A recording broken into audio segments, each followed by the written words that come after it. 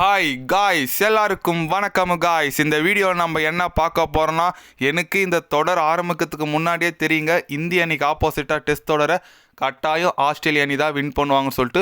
அது மட்டும் இல்லாமல் இந்திய அணி சுத்தமாக ஃபார்மில் இல்லை. முதல்ல இந்த 2 வீரர்களை அணியிலிருந்து தூக்கினா மட்டும்தான் இந்திய அணி முன்னேறும் அப்படின்னு சொல்லிட்டு இந்தியா பார்த்தீங்கன்னா ஆஸ்திரேலியா எதிராக 3-1 சொல்லிட்டு இந்த பார்டர் கவாஸ்கர் ட்ராஃபி தோற்றுருக்கு. அது குறித்து ஆஸ்திரேலிய அணியின் முன்னாள் வீரர் ரிக்கி பாண்டிங் பார்த்தீங்கன்னா விமர்சனமாக பேசியிருக்காரு, சில பல கிண்டலாகவும் பேசியிருக்காரு. அவர் என்ன பேசினார் ஏது பேசினார் சொல்லிட்டு வீடியோவில் டீட்டெயில்டாக பார்க்கலாம். அதுக்கு முன்னே நீங்கள் நம்ம சேனலுக்கு புதுசாக வந்திருந்தீங்கன்னா ஒரு சப்ஸ்கிரைப் மட்டும் பண்ணிவிட்டு வாங்க, வீடியோக்குள்ளே போகலாம். ஆமாங்க, ரிக்கி பாண்டிங் நார்மலாகவே நிக்கலாக பேசுவார். இப்போ ஆஸ்திரேலியா ஜெயிச்சிச்சா என்ன சொல்கிறாருன்னு கேட்டிங்கன்னா, இந்திய அணி சுத்தமாக ஃபார்ம்லே இல்லைங்க, ஃபார்மில் இல்லாத போதே எனக்கு தெரியும் முன்னவே ஆஸ்திரேலியா அணி தான் இந்த சீரீஸை வின் பண்ணுவாங்க சொல்லிட்டு. அது மட்டும் இல்லாமல் ரோஹித் சர்மா, விராட் கோலி இது போன்ற பிளேயர் சுத்தமாக ஃபார்ம் இல்லாத போது இந்திய அணிக்கு ரொம்ப ஒரு பின்னடைவு தான். ஆனால் ஆஸ்திரேலிய அணிக்கு இது பெரிய அட்வான்டேஜ். அதனால தான் ஆஸ்திரேலிய அணி ஜெயிச்சாங்க.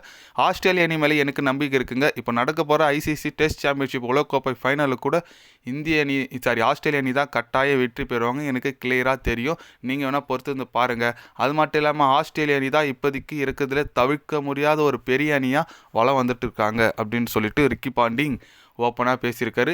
அவரும் நார்மலாகவே பேசுவாருங்க. இதில் வேறு ஆஸ்திரேலியா ஜெயிச்சிச்சா இந்தியா வேறு தோத்துச்சா கண்டிப்பாக பேசுவார். ஓகே, இது 10 ஆண்டுகளாக நாங்கள் வச்சுருந்தோம் அந்த கோப்பையை, அப்போல்லாம் எதுவும் வாய் திறக்கல தலைவர், அப்போயும் திறந்தார், ஆனால் வாய் கப்புன்னு மூடிக்கினார்.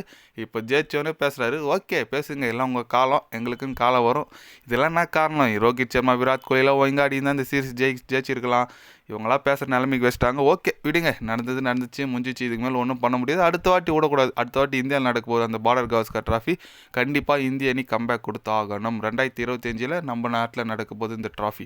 அதனால் இந்திய அணி ஒரு போட்டியும் முக்கியமாக நினச்சி ஆனா மட்டும்தாங்க வெற்றி பெறும். கௌதம் கம்பீர் மேலே நிறைய விமர்சனம் வந்துட்டுருக்கு, ரோஹித் மேலே, விராட் கோலி மேலே நிறைய விமர்சனம் வந்துட்டுருக்கு. அதெல்லாம் எப்படி தாங்கி ஆட போகிறாங்கன்னு சொல்லிட்டு தெரியல. இப்போ அடுத்து நம்மளுக்கு பெரிய தொடரும் பார்த்தீங்கன்னா இந்த ICC test 50 over champion trophy இருக்குது. ODI பாகிஸ்தான் நடக்க போகுது சாம்பியன் ட்ராஃபி. அதில் கண்டிப்பாக இந்திய அணி ஒரு நல்ல டீம் எடுத்துகிட்டு போனாங்க. நல்ல ஹர்திக் பாண்டியா ஒரு அதில் பும்ரா எல்லாமே நல்ல ஃபுல் ஃபிட்னஸோடு வரணும். முகமது ஷமின்னு சொல்லிட்டு எல்லாருமே நல்ல ஒரு இதோடு வந்தால் மட்டும்தான் ஜெயிக்க முடியும். பட் ஆஸ்திரேலியா இந்த சீரீஸ் ஜெயிச்சனால கண்டிப்பாக அவங்க டெஸ்ட் சாம்பியன்ஷிப் ஃபைனலுக்கு போயிட்டாங்க. யார் சவுத் ஆஃப்ரிக்கா, ஆஸ்திரேலியா 2 அணியுமே ஃபைனலில் இருக்காங்க. கண்டிப்பாக சவுத் ஆஃப்ரிக்கா அடிச்சா கூட ஓரளவுக்கு மனசு ஆறிடுங்க. இந்த ஆஸ்திரேலியா திருப்பி அடிக்கூடாதுங்க, அதுதான் இருக்கிறது எனக்கு. ஓகே பார்க்கலாம். ஏன்னா சவுத் ஆஃப்ரிக்கா பார்த்தீங்கன்னா ஒரு கோப்பை கூட வேலை இல்லைங்க. அவங்க வென்றா நம்மளுக்கு ஒரு சந்தோஷம், ஓகே பரவாயில்லப்பான்னு சொல்லிட்டு.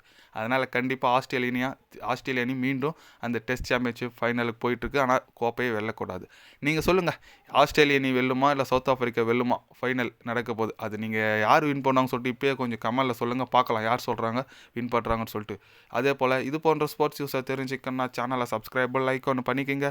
கண்டிப்பாக கிரிக்கெட் பற்றி day by day channel update வரும். மறக்காமல் சப்ஸ்கிரைப் மட்டும் கொஞ்சம் பண்ணி வச்சுக்கோங்க. நன்றி, வணக்கம்.